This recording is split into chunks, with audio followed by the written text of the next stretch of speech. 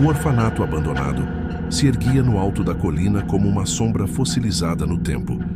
Suas janelas quebradas refletindo apenas a lua pálida que parecia vigiar cada tijolo gasto.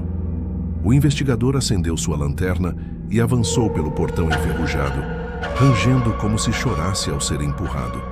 O vento frio trouxe um sussurro abafado, algo que não parecia pertencer apenas ao movimento da noite. No interior, as paredes descascadas revelavam camadas de tinta morta, e o cheiro de mofo e madeira podre impregnava cada canto. Mas o que mais chamava a atenção era a estranha ordem das coisas. Camas alinhadas, cobertores dobrados, brinquedos repousando sobre criados mudos. Era como se as crianças tivessem acabado de sair para brincar décadas atrás. No corredor principal, sua luz captou figuras sentadas. Bonecas, dezenas delas, alinhadas em cadeiras pequenas, observando a entrada. Seus vestidos estavam limpos, mas algo inquietava. Todas tinham os olhos costurados com linhas grossas e escuras. O fio atravessava a pele artificial como se fosse carne. A cena já seria perturbadora, mas algo o fez olhar mais de perto. Quando se aproximou, percebeu o erro. Não eram bonecas. Eram corpos ressecados, mantidos em estado de múmia, seus rostos congelados em expressões infantis deformadas pelo tempo.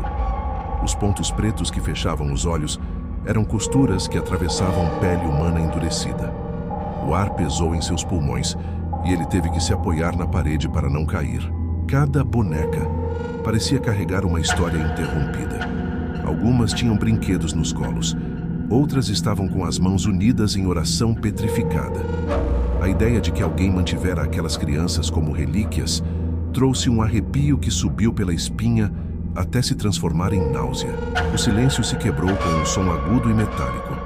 Era o tilintar de agulhas batendo no chão, vindo de algum lugar mais profundo do orfanato. O investigador apagou a lanterna instintivamente, como se a escuridão fosse mais segura que a revelação.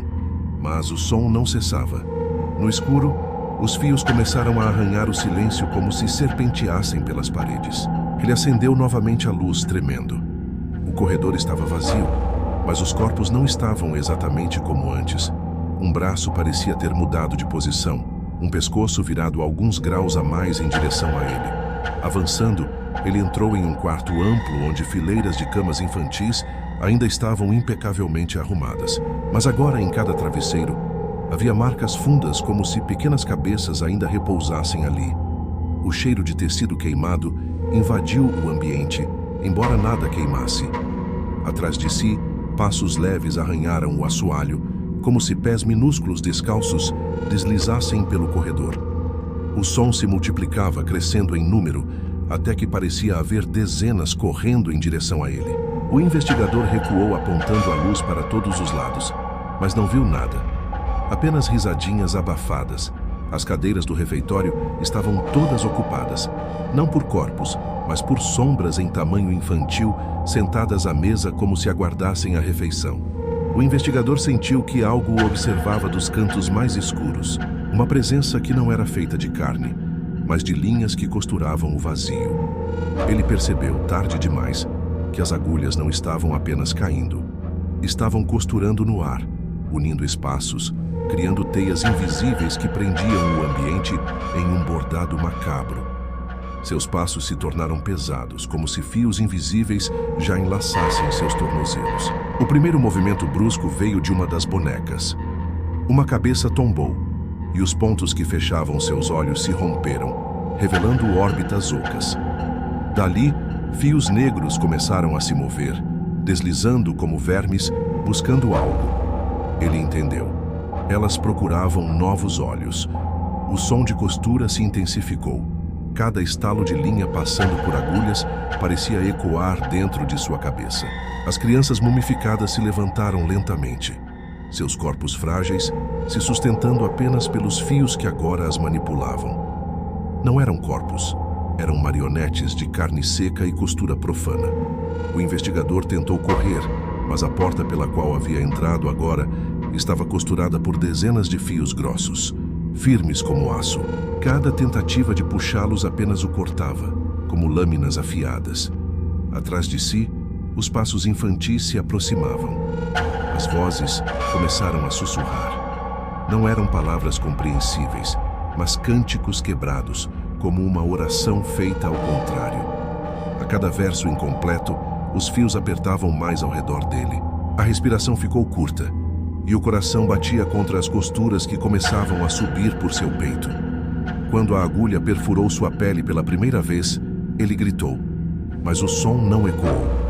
Foi absorvido pelas paredes, como se o prédio inteiro estivesse vivo, alimentando-se da dor que acontecia dentro dele. As crianças sem olhos o cercaram. Seus rostos ressecados se aproximaram, e ele viu que cada um ainda tinha lágrimas petrificadas nas bochechas. A dor de terem sido preservadas contra a própria natureza transformava-se agora em fúria. Elas precisavam de olhos.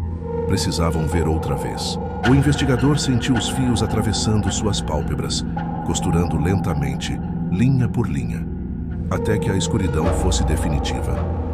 Ele se debatia, mas cada movimento apenas enlaçava mais o tecido invisível que o prendia. Antes que a dor o consumisse por inteiro, ele teve uma última visão. Dezenas de olhos infantis, arrancados de vítimas anteriores, guardados em potes de vidro, prontos para serem costurados em novas faces. A promessa era clara. O orfanato nunca deixaria de crescer. O silêncio retornou à colina. Lá dentro, entre camas arrumadas e brinquedos antigos, novas bonecas foram colocadas em cadeiras.